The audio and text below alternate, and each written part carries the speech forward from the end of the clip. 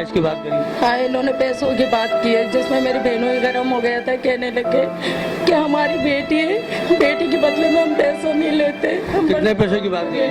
Bloch लोग हैं, इन्होंने 5 लाख की बोला है। 5 लाख रुपए का बोला उन्होंने? की बोला, यानी कि मुजरिम है तो उन्होंने। बच्चे जो मेरी बेटी बच के आई है उधर से, तो ऐसा करो मैं FIR नहीं कटवाती हूँ, उसको 1-2 दिन के लिए थाने में छोड़ो, ताकि उसको नसीहत हो जाए, आंदे से कभी किसी के साथ ऐसा वो हरकत ना करे।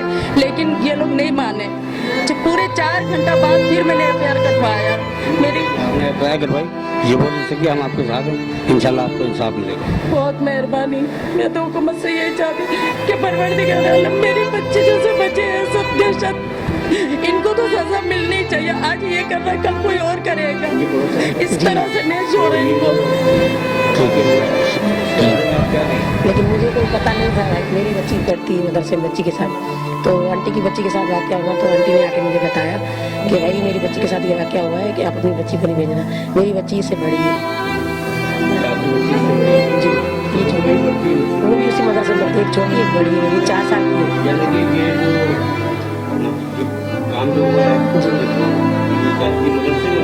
जी। घर में पढ़ाते, मदरसा घर में ही है जी जी, घर के अंदर मदरसा। नहीं, अब आंटी को इंसाफ मिलना चाहिए जी, हम तो ये चाहेंगे।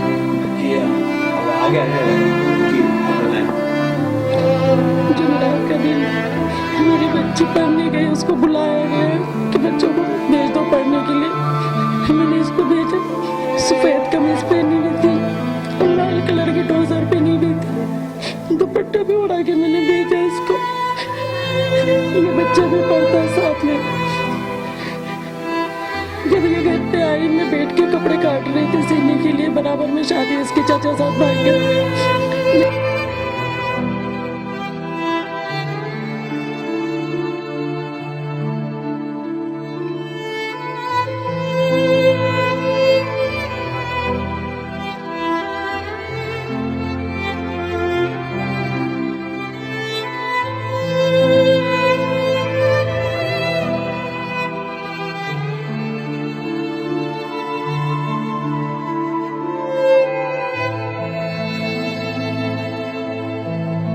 कहना चाहता हूँ कि गुज़िश्ता 2 दिन से हमारी टीम के जो साथी हैं यहाँ वक्त कर रहे थे, उबैद रहमान सल्फ़ी यहाँ पर और सुनील जो लड़का है कोरंगी टाउन का जो ज़िम्मेदार है, वो भी यहाँ पर आए। उन्होंने मुझे इन्फॉर्म किया कि सर हमारे इलाके में इस किस्म के वाक़या रुनमा हुआ है और थाने में FIR दर्ज होने के बावजूद मुतासरा लोगों को इंसाफ नहीं मिल रहा।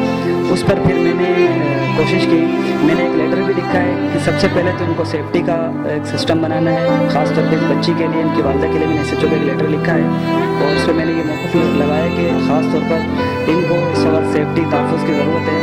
कोई भरोसा नहीं है मुलजिम का या मुलजिम के अहल खाने की तरफ से, इनको या किसी को नुकसान हुआ तो इसकी ज़िम्मेदार कौन होगा। इसीलिए सबसे पहले मैंने बच्चे की सेफ्टी के लिए मैंने SHO को दरख्वास्त लिखी और इंशाल्लाह आज की तारीख में वो SHO तक पहुँच जाएगा इंशाल्लाह। बाकी ये है कि जो मुलजिम के घर वालों ने जो रवैया अपनाया, इंतहाई समझने के दरिंदगी का एक मुजाहिरा है जो नहीं होना चाहिए। मैं ख़ास तौर पे आपकी तवज्जुह से वालिदैन से गुजारिश करूँगा कि अपनी बच्चियों को सिर्फ मुअल्लिमात तक रखें, ख़ास तौर पे बहरहाल बच्चियों के लिए एक अलग से सिस्टम होना चाहिए। जो मदारिस बनते हैं बच्चियों के लिए, ख़ास जो मदरसा बनते हैं, उस मदरसे के अंदर आप ख़वातीन की तरफ अपने बच्चों को राग़िब करें और बच्चों के लिए जो कारी हज़रात हैं वो बच्चों को तालीम दें। असल में इसमें हमारी कुछ इंतज़ामिया भी गफलत का शिकार है और हमारी सूबाई हुकूमत की, हमारी वफाकी हुकूमत को भी चाहिए कि इसके ऊपर जो है भरपूर तरीके से एक्शन लें। क्योंकि एक ज़ैनब बच्ची थी जिसके ऊपर हमने एक रैली निकाली थी, बाकायदा हमने सखी हसन से लेकर 5 स्टार चौरंगी तक हमने भरपूर रैली निकाल के हमने धरना दिया था। ज़ैनब बच्ची कसूर की थी, लेकिन कराची में हमने एहतजाज रिकॉर्ड कराया था, क्योंकि हमारी भी बच्चियाँ हैं। क्योंकि ये आदम की बेटी अल्लाह की रहमत है। जिस घर में अल्लाह की रहमत आ जाए उस घर में कभी जो है अल्लाह की रहमत से तंगी नहीं होती। और जिस घर में बेटे होते हैं उस घर की हालत देख लें, और जिस घर में बेटियां होती हैं उस घर की हालत भी हमने देखे हैं कि माशाल्लाह खुशहाली होती है। अब फूल जैसी बच्चियों की ज़िंदगी को तालीम के नाम पर जो है ज़िंदगी ख़राब करने वाले अनासरों के ख़िलाफ़ एक सख्त एक्शन होना चाहिए, एक कानून पास होना चाहिए। और ऐसे लोगों के ख़िलाफ़ जो उनकी तरफदारी करते हैं, जो उनको छुपाने में, उनको भगाने में जो लोग मदद करते हैं, उनके ऊपर भी एक कानून होना चाहिए, उनके ख़िलाफ़ भी सख्त एक्शन होना चाहिए। चाहिए। मैं आपकी तवज्जो से SHO थाना ज़मान टाउन से लेटर जारी किया है और मैं इंशाल्लाह बहुत जल्द इस मामले में वज़ीर इंसानी हुकूक़ को भी लेटर लिखूंगा। मैंने अपने चेयरमैन जो अब्दुल अजीज़ आराइन साहब हैं उन तक मैंने खबर दे दी है, इस्लामाबाद तक मैंने ये व्हाट्सअप कर दिया है, मैंने सारी चीज़ें उनके पास रिकॉर्ड कर ली है। उन्होंने मुझसे कहा था कि आप जाके मज़ीद मामलात को देखें फिर हमें आगाह करें। तो मैं उम्मीद करता हूँ इंशाल्लाह इनको इंसाफ मिलेगा और भले हमें इसके लिए प्रेस क्लब में एहतजाज ही क्यों ना करना पड़े, हम एहतजाज के लिए भी तैयार हैं। इस बच्चे को इंसाफ दिला के रहेंगे और मैं अहले मोहल्ले का शुक्रिया अदा करता हूँ जिस तरह इन्होंने वक्त निकाला और बच्चे की तरफदारी में, बच्चे के हिमायत में, बच्चे को इंसाफ दिलाने में हमारे साथ यहाँ मौजूद हैं। अल्लाह इनको भी इसका अजर देगा इंशाल्लाह और इस बच्चे के साथ इंसाफ होगा। और मैं आपसे ये कहता हूँ इंसाफ चाहता हूँ कि मेरी बहन को इंसाफ मिले, बस